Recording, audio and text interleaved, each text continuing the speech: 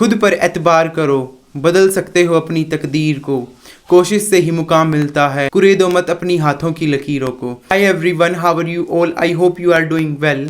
NEET 2024 is over now, it's time to start preparation for NEET 2025। Time पर बहुत से students ने सोच लिया है कि उनको ड्रॉप करना है या नहीं करना है।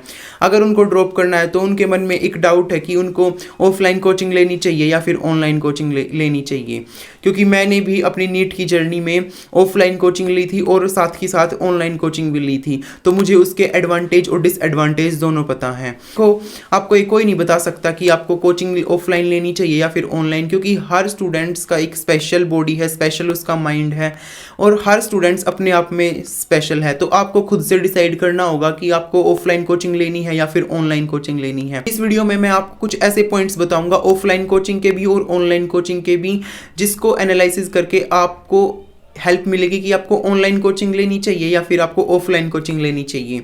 सबसे पहले बात करते हैं ऑफलाइन कोचिंग के एडवांटेजेस की। देखो, ऑफलाइन कोचिंग के सबसे बड़ा एडवांटेज है कि आपकी डाउट सॉल्विंग प्रॉपर ढंग से हो जाएगी। अगर क्लास में आपको कोई फिजिक्स का क्वेश्चन समझ में नहीं आ रहा है तो आप उसी टाइम पे खड़े होकर पूछ सकते हो कि ये क्वेश्चन कैसे होगा। ऑनलाइन में ये चीज़ थोड़ी रिस्ट्रिक्टेड हो जाती है, ऑनलाइन में हम ऐसा नहीं कर सकते। Most important point offline coaching का है कि आप डायरेक्ट इंटरेक्शन कर सकते हो टीचर के साथ। अगर आपको क्लास के बाद भी कोई क्वेश्चन समझ में नहीं आ रहा तो ऑफलाइन कोचिंग्स में वहाँ पे डाउट कॉर्नर होते हैं, डाउट बेंचेस होते हैं, वहाँ पे जाके आप अपने डाउट्स को क्लियर कर सकते हैं। थर्ड पॉइंट ऑफलाइन टेस्ट है।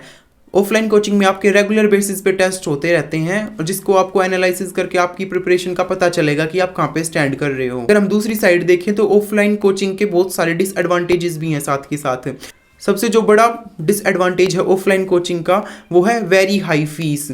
अगर आप 1 साल की भी कोचिंग लेने जाएंगे किसी ऑफलाइन इंस्टीट्यूट में तो आपके 1 लाख रुपए जरूर लगेंगे। और अगर आपके सिटी में कोई अच्छा सेंटर नहीं है तो आप कोटा या फिर सीकर जैसी सिटी की तरफ मूव करेंगे और उसमें आपको हॉस्टल फीस अलग से लगेंगी और मेस चार्जेस अलग से लगेगा। सेकेंड एडवांटेज है ऑफलाइन कोचिंग्स का वो है होम सिकनेस। बहुत सारे बच्चे हॉस्टल्स में या फिर पीजीज में रूम लेके रहते हैं, फिर उनको होम सिकनेस आ जाती है क्योंकि वो लंबे समय से अपने पेरेंट्स के साथ रहे थे और नीट की प्रिपरेशन के दौरान वो एकदम से ऐसे एनवायरनमेंट में आ जाते हैं जहाँ पे बहुत सारा कंपटीशन होता है। अगर उनके टेस्ट में कम मार्क्स आते हैं तो फिर उनको होम सिकनेस आनी स्टार्ट हो जाती हैं। थर्ड डिसएडवांटेज ऑफलाइन कोचिंग्स का वो है आपका ट्रैवलिंग में टाइम ज़्यादा जाता है ऑफलाइन कोचिंग में। फोर्थ डिसएडवांटेज ऑफलाइन कोचिंग्स का वो रहता है कि आपके बैच शिफ्ट होते रहते हैं। अगर आपके टेस्ट में मार्क्स कम आ रहे हैं तो आपको ऐसे बैच में उठा के रख देंगे जहाँ पे टीचर्स अच्छे नहीं हैं और आपके डाउट्स को भी अच्छे से क्लियर नहीं कर पा रहे हैं, आपको उस बैच में उठा के डाल देंगे अगर आपके टेस्ट में कम मार्क्स आ रहे हैं। फिफ्थ डिसएडवांटेज ऑफलाइन कोचिंग्स का रहता है no recordings of class lectures. अगर आप उस क्लास को दोबारा देखना चाहते हैं तो आपके पास कोई रिकॉर्डिंग नहीं होगी। अगर आप उस दिन अपनी क्लास को अटेंड नहीं कर पाए या फिर सेंटर में नहीं पहुंच पाए अपनी क्लास लेने के लिए तो आपकी वो एक क्लास बैकलॉग बन जाएगी और जिस कारण आपको आगे का भी कुछ समझ में नहीं आएगा। ऑनलाइन कोचिंग्स के एडवांटेज के बारे में बात करेंगे। सबसे पहली एडवांटेज ऑनलाइन कोचिंग की ये रहती है कि आपको लो प्राइस में बैच मिल जाएगा।